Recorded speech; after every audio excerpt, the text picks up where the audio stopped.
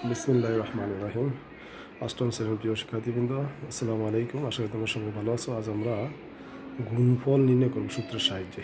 প্রশ্নটি হচ্ছে 2x + 3 × 2x - 7। সূত্রটা হচ্ছে আমাদের মেন সূত্র x + a × x + b সমান x² + a + b × x + ab। এটা হলো সূত্র।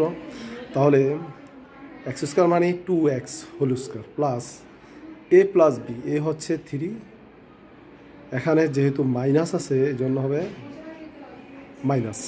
যদি এটা প্লাস হইতো তাহলে প্লাস হইতো, যেহেতু মাইনাস এই জন্য মাইনাস। এক্স মানে 2x × 2x প্লাস এবি মানে 3 হচ্ছে এ, বি হচ্ছে -7, তো 3 × -7।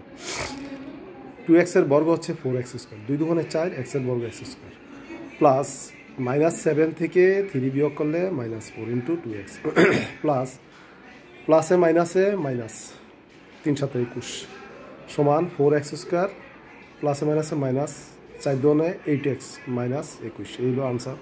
আশা করি সবাই বুঝতে পেরেছো। ধন্যবাদ সবাইকে। আসসালামু আলাইকুম ওয়া রাহমাতুল্লাহি ওয়া বারাকাতুহু।